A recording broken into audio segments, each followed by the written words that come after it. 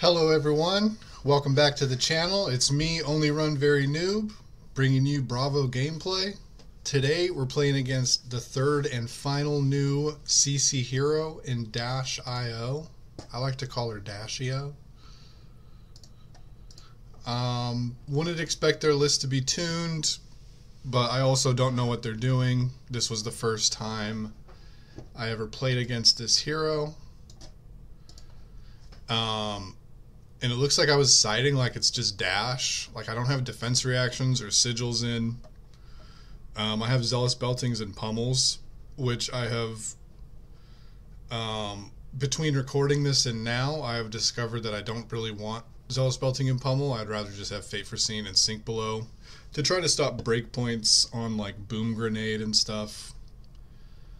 But this game we're just gonna, roll with what we got here.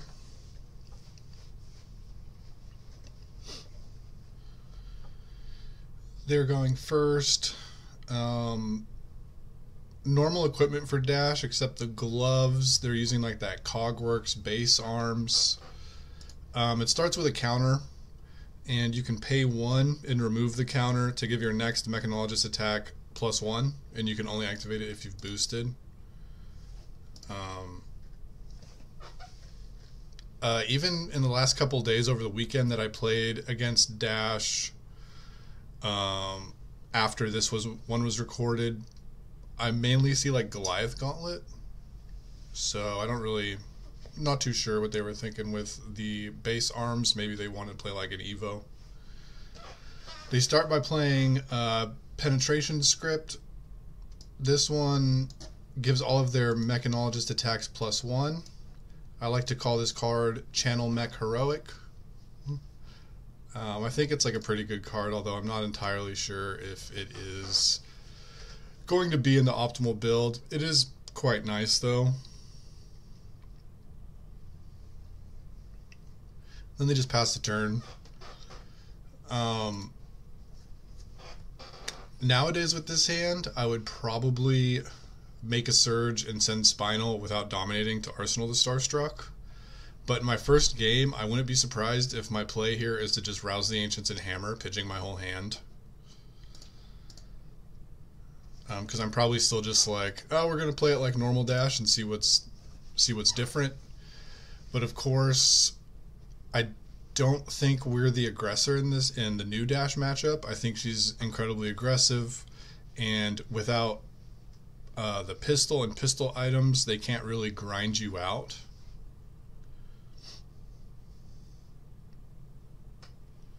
So I think you just want to be making them block to lower the damage output of their turn. And Spinal Crush does that good. Like, it'll get 2 cards. And then you'll also have a Surge up with a Starstruck and Arsenal, so that we could block 6 and then just send a Starstruck. I'm still not entirely sure how I want to play this matchup, but I have been playing it like sort of like I play Lexi, where I just try to be efficient and block quite a bit. Don't know if fatigue is an option quite as much as it is into Lexi, because of course Dash has a weapon that attacks. But it's been working out fine to just kind of like send your not big dominated attacks, but like big disruptive attacks, often undominated, to get them to block, and just kind of try to outvalue them. Notably, I'm on Civic Steps. I like these feet a lot. I think these boots are actually quite good. They're also incredibly skill testing. Like,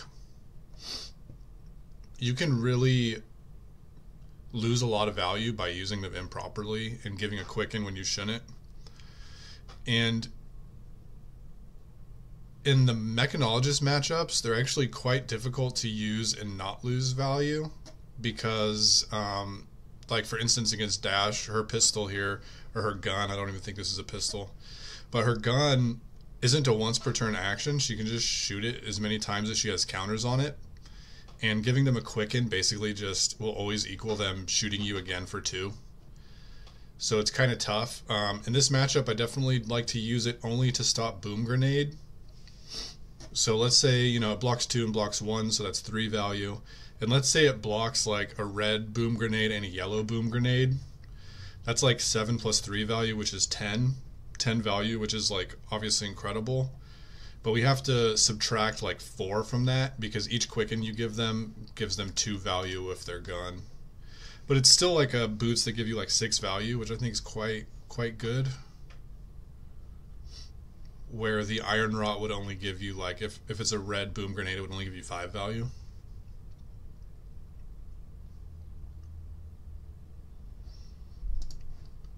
They BIOS update into expedite, going from 3 to 6, and then penetration script puts it up to 7.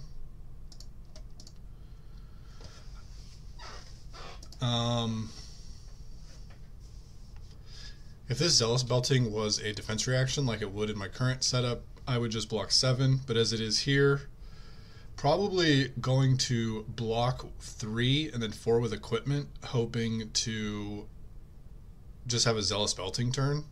We're already up 17 life, and I'm still like in the mindset during this recording of being the aggressor.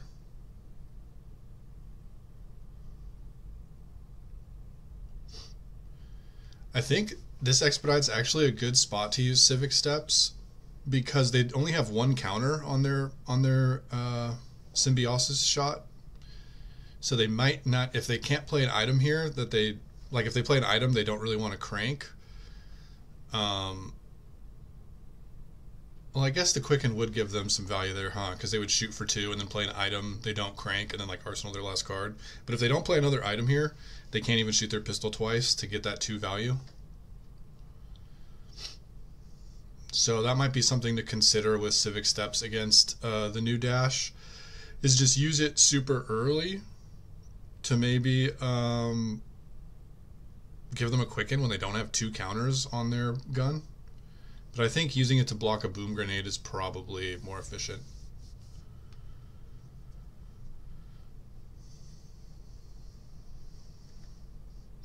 And I would definitely expect to see boom grenade out of every dash build, every dash IO build.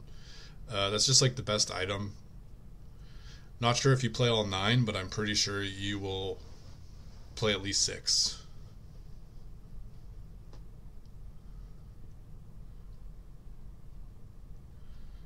Soup Up says if an item you control has been destroyed this turn, it gets go again. It gets go again anyway from the Quicken. And they play a boom grenade here, and I assume they're not going to crank. We only take 5, but we do use 6 armor, which is quite costly. But we get to come in for 11 and make a surge. They just block with equipment, which is a little interesting. They probably should be trying to save that for like a disruptive crush effect. Because this is just like life, right?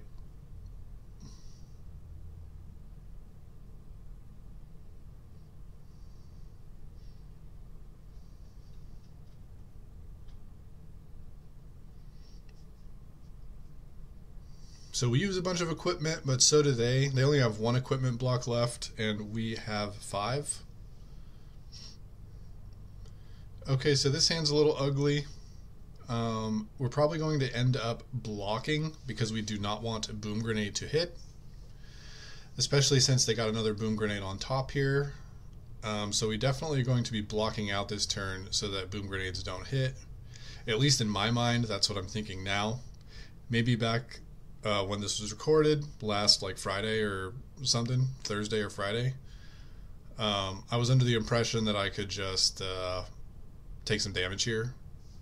Oh, but they're not even playing an attack, so they might have an attack in hand, but if they don't have an attack in hand, they can't even trigger their boom grenade, which would be very good for us. They play the item that makes our, I believe it is action cards defend 1 less. And here we just throw a Spinal. I'm saving the Pummel for Arsenal, but I think I probably should have just saved the Spinal. Not sure though, because they are getting quite low, but the pummel might just like kill them when they're not expecting it. But the Spinal Crush is an actual effect that they have to block if they want to have a reasonable turn at all.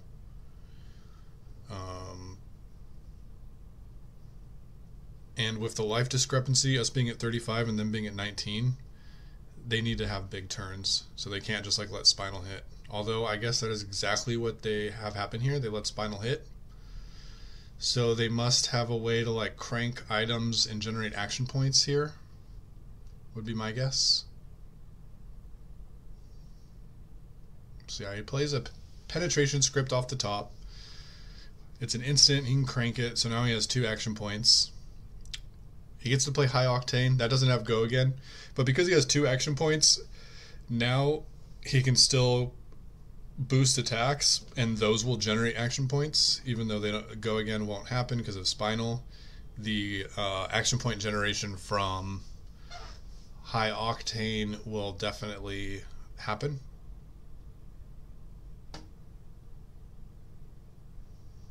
They play another Boom Grenade. And of course they gotta crank it if they want to keep doing stuff. So all their attacks have +1. All of our actions have -1 defense.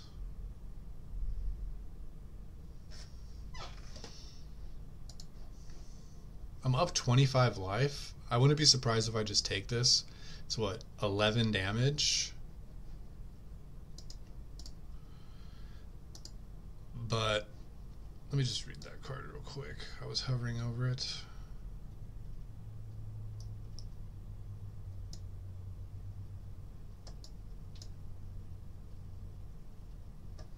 Oh, so it must be attack action. Oh no, this did block 2. It was an action. This makes all actions block less. I think I probably would have wanted to just like use the unmovable, since it's not an action. But it looks like I might be trying to tear asunder them.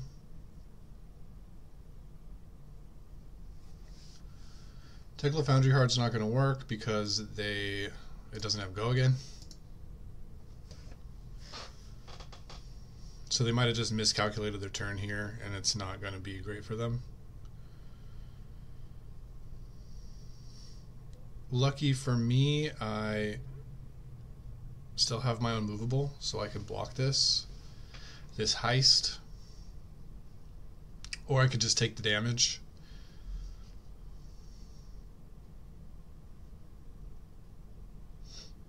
They use the Cogworks arms to give it +1, so now I won't use the unmovable, I don't think. I think I would just take... Oh, it was buffed up from the penetration script anyway, so...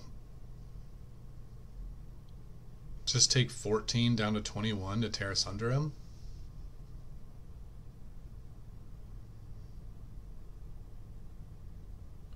We still had a reasonable little turn here through a Spinal.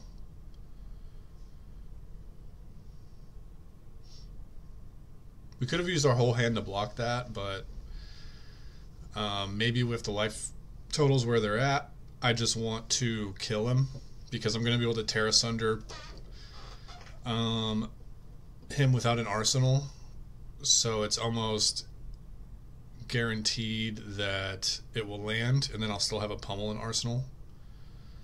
Instead of like blocking out and waiting for a better spot, I get to just like kill them very quickly. And with only a 2-card hand, they're just not going to be able to do too much. They might even have a 3-card hand if they choose they want to block the tear asunder with one of their cards.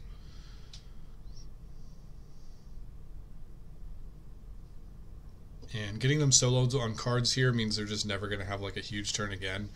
I think Dashio is sort of like your standard aggro deck where it needs a big hand to really have a big turn. It might need not quite as big of a hand to have a big turn, because they can like you know, if they attack you for 4 and you block for 3, they could like flash in a Boom Grenade off the top of their deck, which is not only an extra card, but it's like 4 extra damage that you could have easily blocked if you knew it was coming, but because they snuck it in, you can't just overblock every attack. You can't just treat every attack like they're going to swap in a boom grenade. You have to sort of make them have it. Otherwise, they just get way too much value from you overblocking and using your equipment like super aggressively. Then here we're just going to command and conquer and pummel it.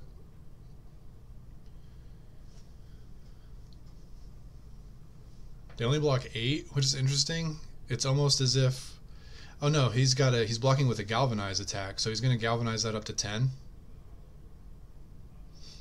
Because I was thinking blocking for 8 is like not playing around pummel, right?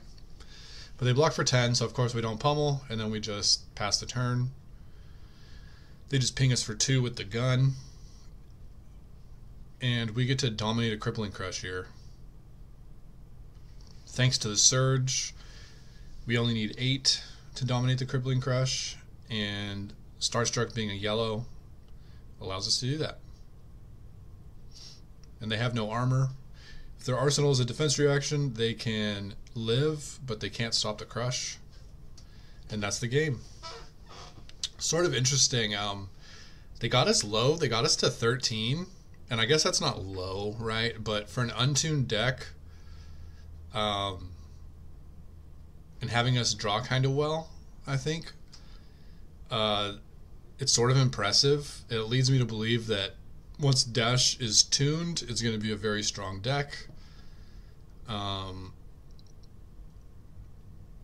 of these 6 turns, one of them we took 18, and interestingly enough, that was the turn that they were under the effects of Spinal Crush, so that's kind of scary too to think about. One of our key disruptive threats, especially against aggro decks that like to go wide, is Spinal Crush. And this is a little bit of evidence that shows us that maybe it won't be as effective as a threat against Dash. They can always just have an item on top that they can crank to get a second action point and then play High Octane and kind of go off still. So I think this deck's going to be very scary once it's tuned. Definitely wanted to show all 3 of the new heroes basically as soon as I could. Again, maybe not the most competitive games, and certainly not the most competitive builds of their heroes. Not that I would expect it. The set's not even out yet, so people are just sort of testing things. But just wanted to show what the deck might be capable of in little snippets, and my thought process when playing Bravo, of course. So hopefully this was a fun one. Hopefully we learned a little bit. Keep giving your opponents Quicken when it won't do anything for them, and I'll see you next time.